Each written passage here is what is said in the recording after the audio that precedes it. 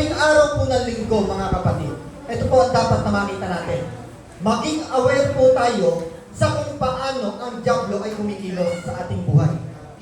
Kung paano ang dyablo, hinaadlangan niya po tayo sa salita ng Diyos. Una, sa pananambahan. Pangalawa, sa pupuri at sa pakikinig ng salita ng Diyos. Kung kaya aatake siya sa atin, pilit siyang gagawa ng napakaraming hadlang upang tayo po ay mapigilan niya na makadalo sa ating pagtitipon. Amen? Pero kapatid, once na na-overcome po natin ang bawat pag-atake ng dyablo, maniwala ka, mananawa yan. Diba? So kaya kung gusto mo na magsawa ang dyablo sa mga pag-atake niya sa iyo, sa mga pagkilos niya sa buhay mo upang ikaw ay mahadlangan niya o hindi ka makadalo sa pagtitipon, kapatid, lagi mong ipamukha sa dyablo na ikaw ay mananagumpay. Amen. Dyablo ka lang, anak ako ng Diyos. Diba?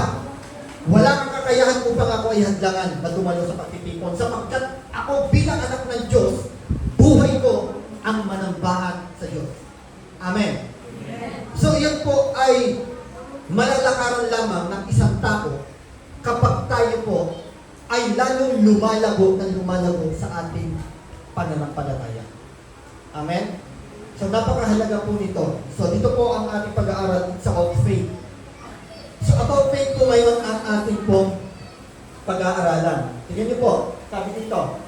Ito yung title natin, Faith in Action. Pananampalataya na kung saan ito po ay ating naipapamuhay, nagagawa, nalalakaran. Di ba? Pag sinabing faith in action, nalalakaran po natin, yung sinasabi natin, tayo ay may pananampalataya sa Diyos. Amen. Hallelujah. So, tingnan niyo po. Ito ang sabi sa salita ng Diyos. Nabanggit po ito kanina sa ating Sunday School. Sabi po dito sa Corinthians chapter 5, verse 7, for we walk by faith, not by sight. Amen. Sino ang tinutukoy dito? Yes. Mananampalataya. Believers of Christ. Kasi ang hindi mananampalataya, hindi niya kayang lumakad sa pananampalataya. Bakit? Sapagkat wala pa siyang tinanggap na pananampalataya. Amen. So kaya tayo po bilang mga mananampalataya, sabi dito ni Apostol Pablo sa mga taga-Korinto, we walk by faith, not by sight. Tayo ay lumalakad sa ating mga pananampalataya, hindi sa mga bagay na nakikita lamang ng ating mata, hindi sa mga bagay na nasasaksihan lamang natin. Amen? Pag sinabing pananampalataya, lalakaran natin to, hindi man natin to nakikita. Bakit? Sapagkat meron tayong pagtitiwala sa Diyos. Tama? So, napakahalaga po ng pananampalataya. Tignan nyo, sabi dito, Hebrews chapter 11, verse 6, and it is impossible to please God. Amen? And impossible to please God without faith. Anyone who wants to come to Him must believe that God exists and that He rewards those who sincerely seek Him. Tignan nyo, ang ganda, no? Klaro-klaro yung sinabi ng Bible. Makikita po natin dito sa talata na ito kung gaano kahalaga ang pananampalataya sa buhay ng isang mananampalataya. Amen. Kung gaano kahalaga ang pananampalataya sa buhay natin. Sapagkat ang sabi dito, it is impossible to please God. Diba? Sabi sa Tagalog, tingnan niyo po, hindi maaaring kalugdan ng Diyos ang walang pananampalataya. Amen. So kaya napakahalaga pala ng pananampalataya because if we have faith, we can please God. Mapiplease natin ang Diyos. Malulugod sa atin ang Diyos once na tayo ay nakitahan ng Diyos ng pananampalataya. Diba? Anyone who wants to come to Him must believe. Diba? Anyone wants to come to Him must believe that God exists. Kaya ang dami ngayon ateista. Kasi wala silang pananampalataya sa Diyos. Lagi silang naniniwala sa mga theory nila. Lagi silang naniniwala sa karunungan nila kung paano nila sinasaliksik kung saan nagsimula ang mundo. Dahil ayaw nilang paniwalaan na ang mundo ay nilalang lamang ng Diyos, nilikha Di ba? So alam niyo po, dahil sa kanilang karunungan, pinipilit nilang i-reject na totoo ang Diyos. Pinipilit nilang i-reject na ang Diyos ang lumikha ng langit at lupa. Pinipilit nilang i-reject na sila man mismo ay nilikha lamang ng Diyos. Suminan po mga kapatid, kung kaya sa pamamagitan ng kanilang sariling karunungan pagsasaliksik, hindi nila mapiplease ang Diyos. Dahil sa pamamagitan ng kanilang ginagawa, inilalayo nila ang kanilang sarili sa Diyos. Amen? Sabi ito, anyone who wants to come to Him must believe that God exists. And that He rewards those who sincerely seek Him. Imbis na hanapin nila ang Diyos, anong ginagawa nila? Hinahanap nila kung saan nagmula ang mundo. Pero tayo, bilang mananampalataya, dahil naniniwala tayo na ang Diyos ay totoo, na ang lahat ng bagay dito sa mundo ay pawang likha lamang ng Diyos, maging ang ating buhay ay galing sa Diyos, pilit nating hinahanap ang Diyos. At ang sabi dito, tignan nyo, He rewards those who sincerely seek Him. May gantimpala sa mga tao na patuloy na hinahanap ang kaharian, ang kaluwalhatian, at ang katwiran ng Diyos. Amen. So napakaganda po, nakakita po natin na ang pananampalataya ay napakahalaga sa buhay natin. Because without faith, it is impossible to please God.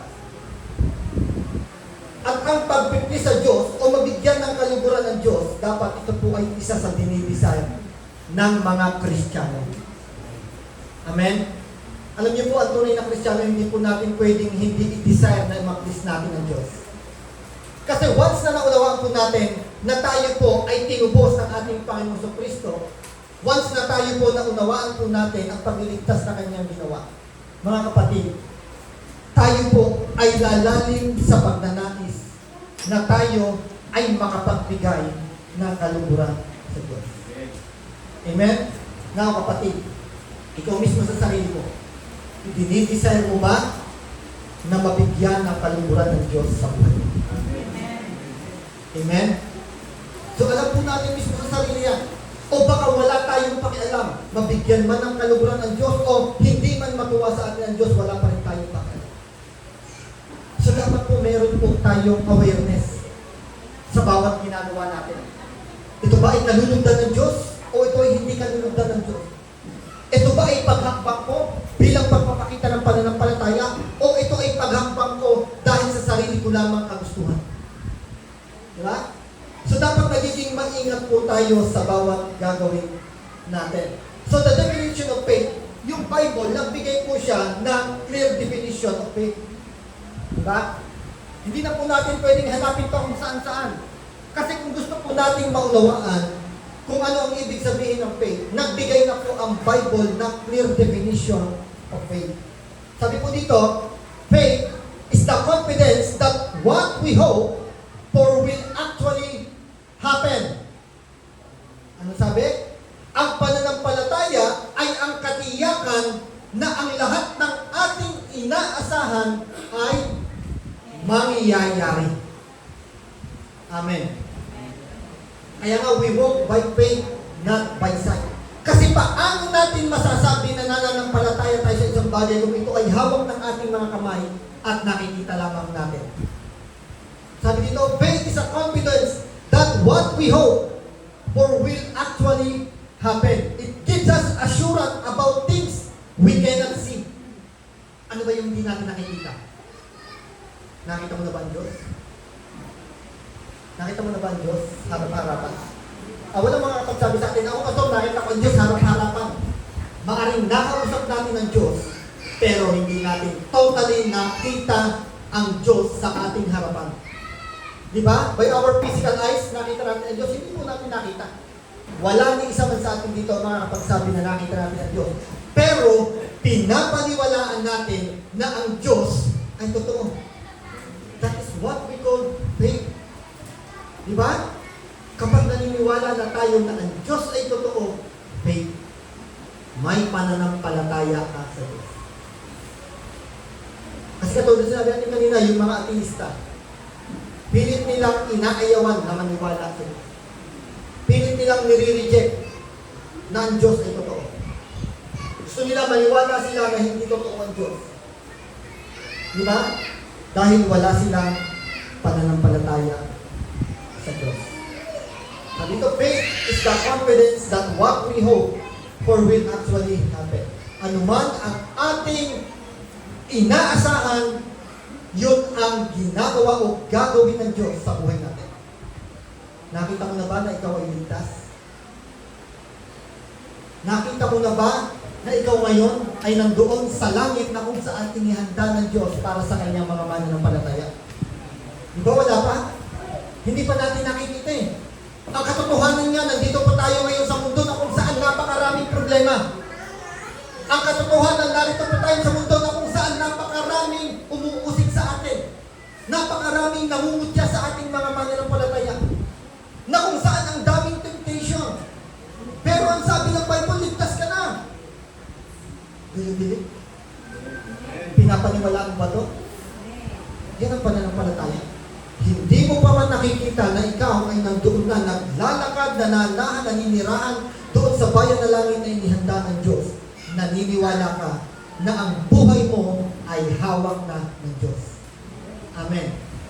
Na anuman ang mangyayari sa iyo, ikaw ay may secure na buhay dahil sa Diyos. Yan po ang pananampalataya. Hindi pa namin nakikita pero alam po natin. Pinaniniwalaan na po natin. So, faith contains two aspects. Ano yung una? Ito po yung una. Intellectual asset. So, ano ibig sabihin niya, Pastor? Ano yung ibig sabihin nito, mga kapatid? Ang ibig sabihin po niya is believing something to be true. Ibig sabihin, pinapaniwalaan natin ang isang bagay na totoo. Amen? Anong example nun? Ito, magandang example. Sinong naniniwala na ito ay lamesa? Sino pong naniniwala na ito ay lamesa? Sino pong naniniwala na ito ay speaker? Sinong naniniwala na ito ay upuan? Amen. So yun po yung tinatawag na intellectual asset. Naniniwala tayo sa isang bagay na totoo sapagkat ito ay totoo namang upuan. Di ba? So kung kaya naniniwala po tayo na ito ay tunay na upuan dahil ito po ay totoo. Hindi naman kasi siya lamesa. Kaya hindi po tayo madadaya dyan. Now, pangalawa, ito po ang isang aspeto. Yung trust. Ano naman yung trust? Ano naman ngayon yung trust o yung pagtitiwala? So yung pagtitiwala naman is relying on the fact that something is true. Ngayon, umaasa naman tayo sa isang bagay na alam nating totoo. Tama? So yun po yun. Una, tayo po ay naniwala na ito ay isang upuan at ginagamit to para upuan. Intellectual. Yung trust naman, sabi dito, is relying on the fact that something is true. Paano po natin yon? Relying on the fact, pag naniwala tayo dito, na ito ay uupuan talaga natin. Naniwala na tayo na itong upuan na ito ay talagang upuan at ito ay talagang dapat upuan ng isang tao para tayo ay maging komportable. Amen? Yan po yung trust and intellectual. Nakuha po natin. Now, ganun din po sa Diyos.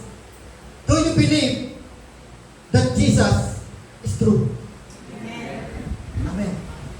Now, kung naniniwala tayo, naniniwala rin tayo sa kanyang sakripisyo sa krus ng Kalbaryo. Naniniwala rin po tayo na si Jesus po, mga kapatid, ay ating tagapagligtas at Panginoon. Diba? Now, paano magiging trust yan?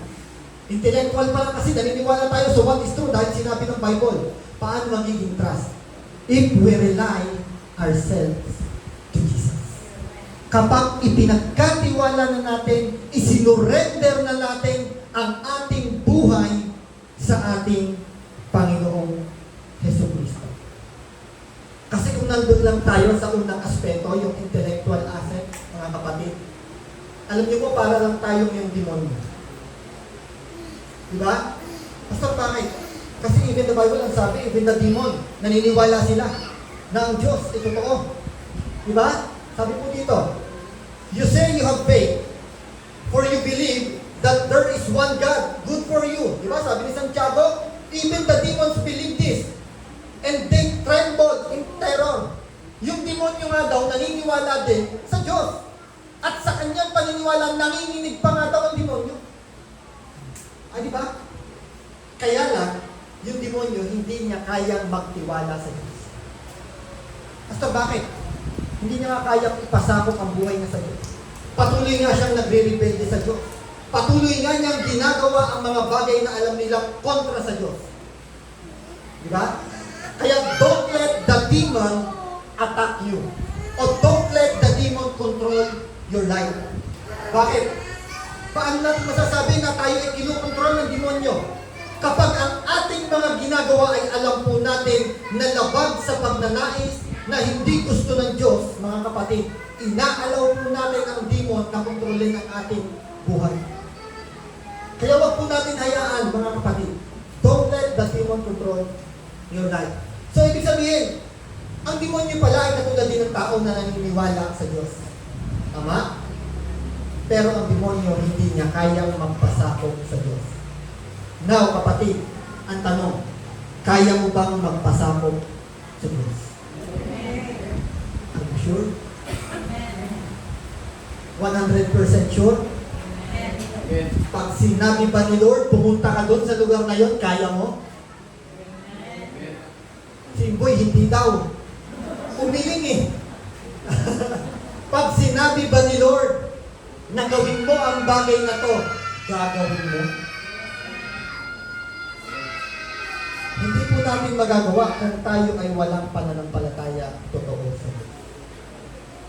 At hindi rin po natin kayang gawin ang mga ipinapagawa ng Diyos kung hindi po tayo totally surrendered to God. Tama? Now, the question is, isinuko mo ba talaga ang buhay mo sa Diyos?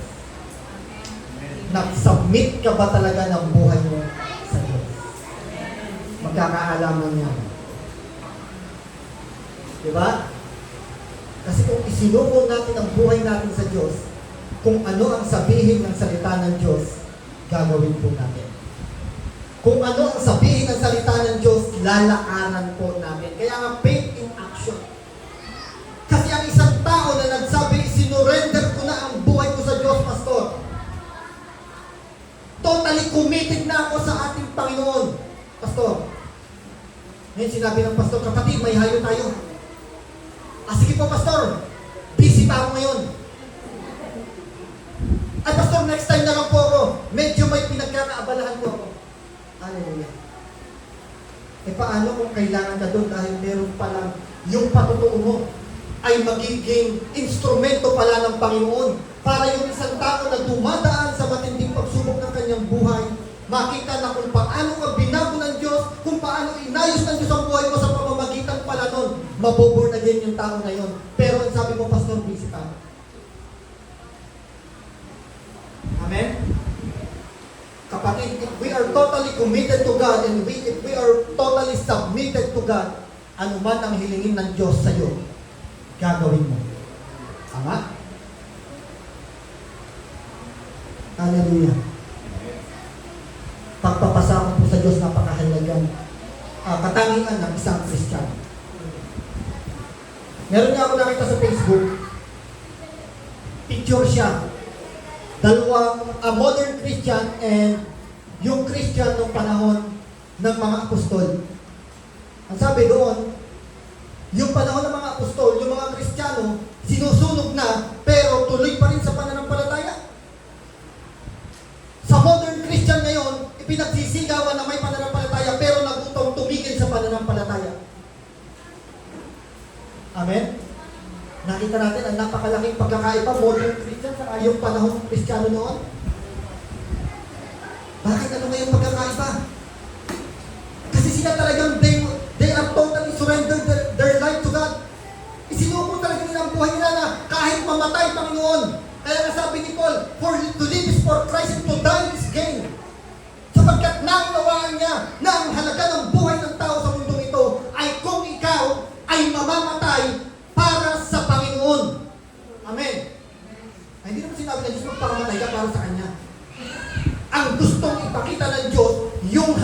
handang tayuan ang pananampalataya na ipinagsisigawan mo ngayon. Amen. Handa ka bang tayuan to? So, huwag po tayong papahadlang sa diablo. Diba? Minsan ang diablo, simpleng atake lang, nahahadlangan na tayo. Huwag po natin hayaan yun. I-review po agad natin ang diablo. Dahil nasa atin ang authority kung paano tapakan si Satanas. Tama? Nasa ating mga anak ng Diyos ang authority kung paano po natin tatapakan si Satanas. Now, yung pananampalataya mga kapatid, ito po, meron po kasing faith o saving faith na tinatawag. Ito yung pananampalataya na kung saan nagbigay sa atin ng kaligtasan. Kaya nga sabi natin, napakahalaga ng pananampalataya. Dahil kung wala po tayong pananampalataya, wala rin po tayong kaligtasan. Yung saving faith na tinatawag, sino po nakakaalam yun? Na dahil sa ating pananampalataya, tayo ay naligtas. Yun po yung saving faith. Yung kinilala po natin ang sakripisyo ni Jesucristo sa krus ng Kalbaryo. Saving faith po yun. Pero faith does not apply only for salvation. It is applicable to the rest of our Christian life. So hindi ibig sabihin na yung saving faith, may pananampalataya ka na, hindi ka tatapos doon. Applicable pa rin to sa ating pamumuhay bilang Kristiyano. Tama? Ito naman ngayon sinasabing faith in action. Yung ating title ngayon. Faith in action. Diba katulad ni Santiago, ano sabi ni Santiago? Ang pananampalataya na walang gawa ay patay. Maraming tagapagturo, minamali nila ang ibig sabihin nun, ang interpretation nun. Kaya nga marami ngayon, naniniwala sila, kailangan ng good works para sa salvation. Kasi sabi, hindi sapat na ikaw ay nananampalataya lamang, kailangan gumawa ka ng mabuti. Yes, tama po yun. Pero when it comes to salvation, sapat na sumampalataya ka sa ginawa ni Kristo sa krus ng Kalbaryo. Amen. Kapatid, wag na wag kang magdududa sa salita na yan. We are saved by God's grace through faith alone. Now, ano yung sinasabi ni Santiago nung sinabi niyang patay ang pananampalataya na walang gawa? Ang gustong ipaunawa ni Santiago sa mga Kristiyano, tawag ka dito ang Kristiyano, hindi sa mga unbeliever. Mga Kristiyano ang kinakausap niya. Ang gustong ipaunawa ni Santiago sa salita niya na yon, kung sinasabi mo na ikaw ay ligtas, kung sinasabi mo na ikaw ay tagasunod ni Kristo, hindi mo na kailangan pang ipagsigawan. Makita na nilalakaran mo ang pananampalataya na sinasabi mo. Amen? Yan po yun. Faith without work is dead. Sabi ni Santiago. Pero hindi po patungkol sa kaligtasan yon, kundi patungkol sa pamumuhay ng isang niligtas ni Kristo. Amen. Diba? So yun po yun. Kaya faith does not apply only for salvation. It is applicable to the rest of our Christian life. Amen? We are believed what Bible says. Tama? Naniniwala tayo sa kung ano sinasabi ng Bible? Yun yung pananampalataya. Sinasabi natin kanina, intellectual. Ngayon, para maging trust, we are to obey it. Tama? Para maging ganap yung pananampalataya. Kasi kung nandun lang tayo sa intellectual, hindi napunta sa atin yung dalawang aspeto ng pananampalataya. Yung intellectual and the trust. So para maging ganap, if you believe what Bible says, you are to obey what Bible says. Amen?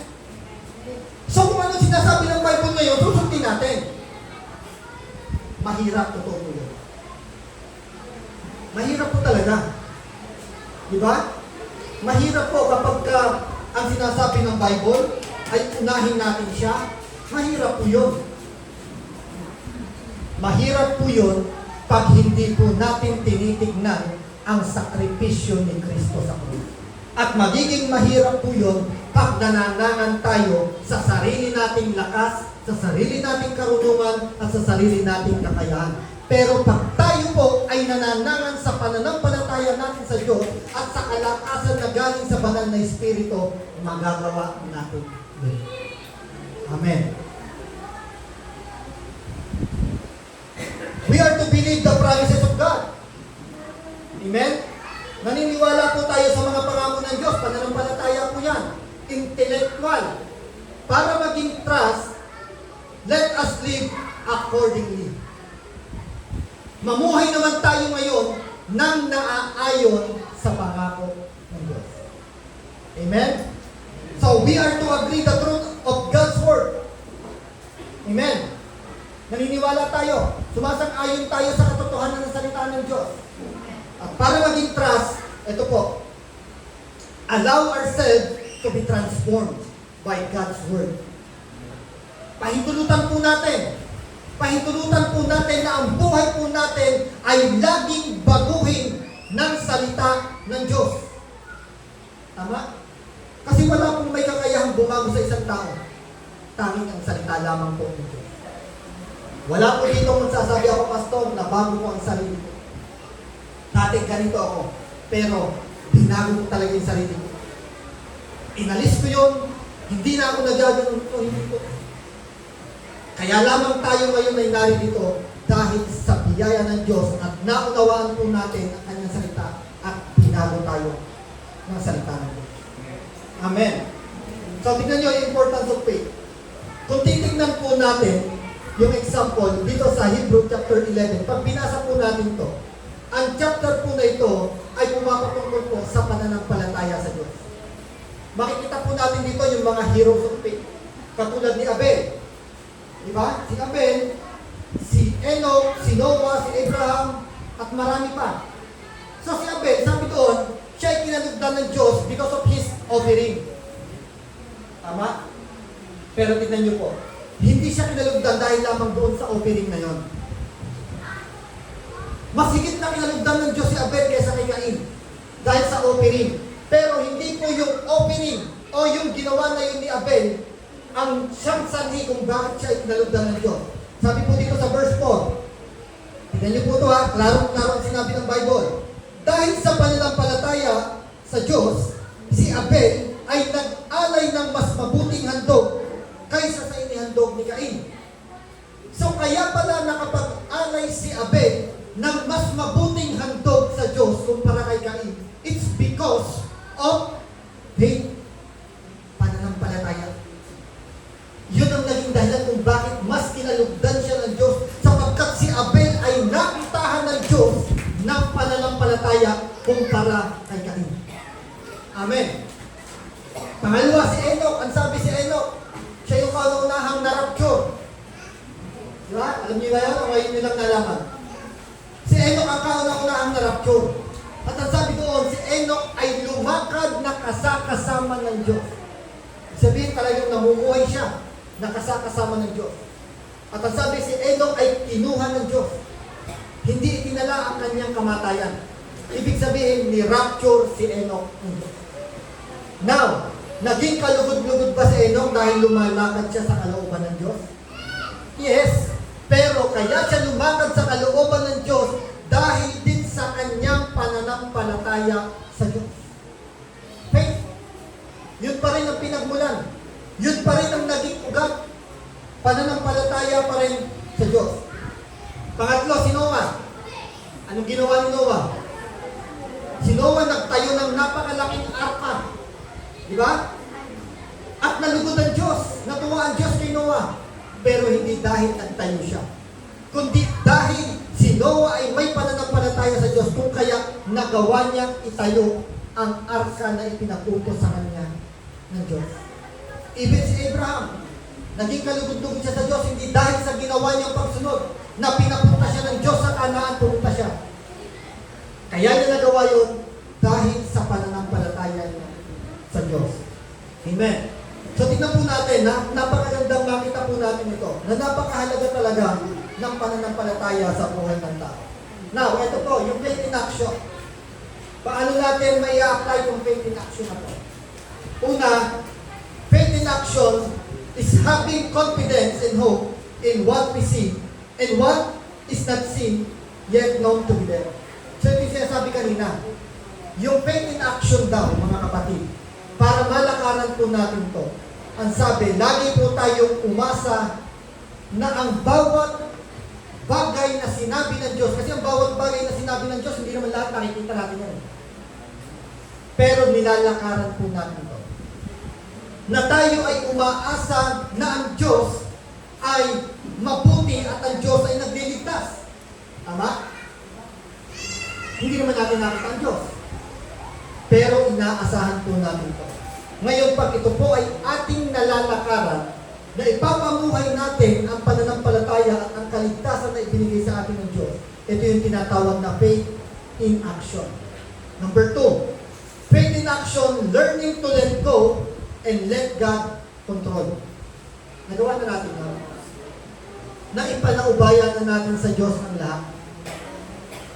Alam niyo po, mahirap yun. Na Lord, bahala ka na. Lord, bahala ka na. Ikaw na ang bahala dito. Mahirap yun pag hindi natin totally kilala ang Diyos.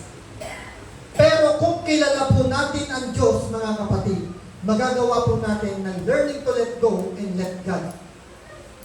Diba? Magagawa po natin na ipaubaya na lang lahat sa Diyos. Let God in control. Tingnan niyo po, sabi dito sa verse 3. Sabi dito sa verse 3, Hebrew 11 chapter 3. By faith, we understand that the entire universe was formed at God's command. That what now see did not come from anything that can be seen. Diba? So mahalaga po kasi ito eh. Mahalaga itong talata na ito. Bago natin masabing let go and let God in control, kailangan makilala muna natin sino ba ang Diyos. Ano ba ang kakayahan ng Diyos? Bakit kailangan ipagkatiwala ko sa Diyos? Bakit kailangan sabihin ko na, Lord, ipinagkakatiwala ko na sa iyo. Ikaw na ang kumontrol ng lahat. Pero hindi naman natin kilala ang Diyos. Hindi naman natin alam kung ano ang kakayahan ng Diyos. Kaya kailangan po maunawaan natin ito. Ang kapangyarihan po ng Diyos. Na siya ay makapangyarihang Diyos at walang hindi kayang gawin ang Diyos. Kung nilikha niya ang lahat ng bagay dito sa mundo, maging ang mga pinagdaraanan natin ngayon, kayang bigyan ng solusyon ng Diyos. Amen? So, ganyan po, mga kapatid. Malalakaran po natin yung sinasabing faith in action na to. Matututo po tayo na let go and let God in control kung kilala na natin ang Diyos sa buhay natin. Kung alam natin kung ano ang kayang gawin ng Diyos sa buhay natin. Diba? So may mahal ka sa buhay ngayon, dinidesire mo na makasama sa paglilingkod. Hindi mo makasama ngayon, let go and let God in control. Diba? Ipagkatiwala mo sa Diyos, ano lang ang kailangan mong gawin? Hindi porket pinagkatiwala mo sa Diyos, wala ka nang gagawin. Kailangan may gawin ka. Ano? Ipinagkatiwala mo sa Diyos, pero ini-encourage mo pa rin ang mahal mo sa buhay. Huwag ka magsasawa. I-encourage mo lang, i-encourage, ipanalangin mo, and let go and let God in control. Kung ang mundo nga nalikha ng Diyos, yan pang napakaliit na problema mo ngayon. Gusto mong isama yung asawa mo, yung anak mo, para maglingkod sa Diyos, let go and let God in control. Basta ang gawin mo lang, i-encourage mo. So yun lang ang kailangan mong gawin. Tapos ipagkatiwala mo na kay Lord lahat. Pangatlo, faith in action, believing that what is impossible to man is possible to God. So kailangan daw, sa faith in action, ito. Sabi ng Lord, I am the Lord, the God of all peoples, of all the world. Is anything too hard for you? Sabi ng Diyos, may bagay ba na mahirap sa akin? Sa tingin niyo, may bagay ba na mahirap sa Diyos? Wala. So kaya paniwalaan natin na ang imposible sa kakayahan natin bilang tao, sa Diyos, posible. Ano ang imposible ngayon? Tingin mo, pinagdaraanan mo na imposible mo malampasan. Ano sa tingin mo ngayon yung pinagdaraanan mo na piling mo wala ka nang makakatulong, wala ka nang malalapitan at walang kahit na sino ang may kakayahang makapagbigay sa iyo ng solusyon? Diba? Parang imposible na eh. Pastor, parang wala na talaga, imposible na. Pero sa Diyos, posible. Ang sinasabi sa iyo ngayon ng Diyos, is anything too hard for me? Meron bang bagay na mahirap para sa akin? At tignan po natin yung declaration. I am the Lord, the God of all people. Ako ang Panginoon, ang Diyos ng lahat ng tao. May bagay ba na mahirap sa akin? Ano man ang pinagdaraanan mo ngayon, kapatid? Imposible man yan sa paningin mo, sa Diyos, posible ba yan? Kailangan mo lang learning to let go and let God in control. Maraming kayang gawin ng Diyos sa buhay natin. And I do believe, handa ang Diyos na tulungan tayo. Now, kung sa tingin natin, wala na talaga tayong gawin, it's time to surrender all to God. Panahon na para isuko muna lahat sa Diyos kasi nakita mo, wala na talaga. Hindi natin sinasabi dito last option natin ng Diyos. Pero yung ginawa mo na ang lahat pero wala pa rin, eto na ang panahon. Oras na para isuko muna sa Diyos. Kasi walang imposible para sa Kanya. Amen? So ito po, sa conclusion na po tayo mga kapatid. Napakabilis po, no? Ito na po ang ating conclusion. Conclusion po natin. Faith in action is total trust in God. Amen? Talagang nagtitiwala po tayo sa Diyos. Pangalawa, total dependence in God. Talagang umaasa lamang tayo sa Diyos. Di ba? At ang pangatlo, total obedience in God. So hindi kailangan mawala yun.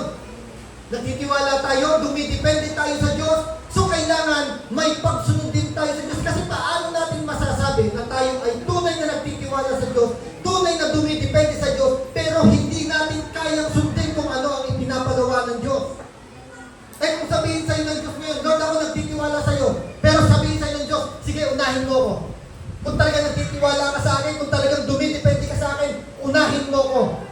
Unahin mo ko at maralaman mo kung gaano ako kabuting Diyos. Kaya ba natin gawin? So kailangan po, kailangan ng total obedience in God. Napakahalaga po niyan. Hindi pwedeng nandun lang tayo sa nagtitiwala at sa dumidepende sa Diyos. Dahil makikita talaga na tayo ay lumalakad sa ating pananampalataya kung tayo ay sumusunod sa Diyos. Tama?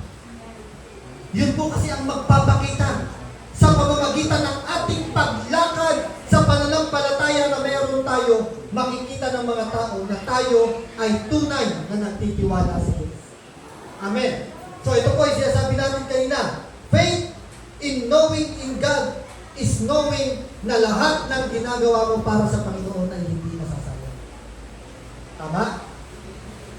Hawak mo na ba yung reward na sinabi ng Diyos? Ang sabi ng Bible, 1 Corinthians chapter 15, verse 58, our labor in the Lord is not in vain. Na ang lahat ng iyong pagpapagal, ginagawa para sa Panginoon ay hindi masasayang. Hawak mo na ba ngayon yun? Yung reward na yun? Hindi pa. Hindi mo nakikita sa iyong kamay yun. Pero, naniniwala tayo na ang bawat pagpapagal na ginagawa natin sa Panginoon kung bakit tayo ay gumagawa ng mga bagay na paglilingkod sa Diyos sapagkat alam natin may reward na inihanda ang Diyos sa bawat pagpapagal mo. Hindi reward ng salvation yun dahil ligtas ka na. Ang reward na yun, hindi natin alam kung ano, pero ipinangako ng Diyos, may gantimpala sa bawat pagpapagal na gagawin mo para sa Panginoon. Kung kaya't hindi masasayang ang lahat ng gagawin mo para sa Panginoon. But make sure, ito mga kapatid ha, make sure na ang ginagawa mo talaga ay para sa Panginoon. Amen? Kasi ang kaaway madaya. Baka mamaya inaakala natin, ini-inject ng kaaway sa atin ang ginagawa natin para sa Panginoon. Pero totally, yung totoo, hindi naman pala. Ginagawa lang pala natin ito para sa ating sarili. Di ba minsan kasi ganun baka akala natin, yung paglilingkod natin, ito, ginagawa ko sa Panginoon, maglilingkod ako, gagawin ko to para sa Panginoon. Pero, ang katotohanan, hindi pala talaga para sa Panginoon. Nadadaya lang pala tayo ng kaaway. Now, ngayon, paano po natin malalaman, kapatid? Ito po paano po natin ngayon malalaman na ang ginagawa po pala natin ay talagang para sa Panginoon. Paano po? Una, kung ito ay ginagawa mo na hindi mabigat sa iyong kalooban. Amen? Naglilingkod ka sa Diyos na hindi mabigat sa iyong kalooban. naglilingkod ka sa Diyos, ginagawa mo ito na may kasamang kagalakan. Diba? Yan po ginagawa na po natin sa Diyos. Faith in action. Naniniwala kasi tayo na ang Diyos ang magbibigay sa atin ng reward. Sunod, para malaman po natin na para sa Panginoon talaga ang ating ginagawa, kung ginagawa natin ito kahit walang nakakakita sa ating tao. Hindi nakikita ng pastor, hindi nakikita ng kapatiran, pero alam mo, nakikita ka ng Diyos. Amen? So, ginagawa po natin yan para sa Panginoon. Isa pa po, kung ginagawa po natin ito, nahanda kang magsakripisyo para sa Diyos. Amen. So, pag gano'n na po ang mindset natin sa ating paglilingkod sa Panginoon, maniwala ka kapatid, hindi masasayang ang gagawin mong paglilingkod. Sapagkat ginagawa mo yan para sa Panginoon. Lumalakad ka na ngayon sa iyong pananampalataya. Makikitahan na ngayon ng action ang faith na meron ka. Amen? So, palakpakan po natin ang sarili. Panginoon siya, sa ito, Panginoon. Salamat po sa aming pag-aaral. Salamat sa mensahe na inihayag po sa aming Panginoon. Thank you so much, Lord. Alam po namin, O Diyos, na ang lahat po ng ito ay hindi nasasayang, Panginoon. Ang lahat ng salita mo nito, mga binhi na ito, ay lagi pong natatanim sa aming mga puso. Panginoon, tulungan niyo po kami na sa oras po ito, yung pananampalataya po namin, Panginoon, ay totally magtiwala kami sa iyo, Panginoon.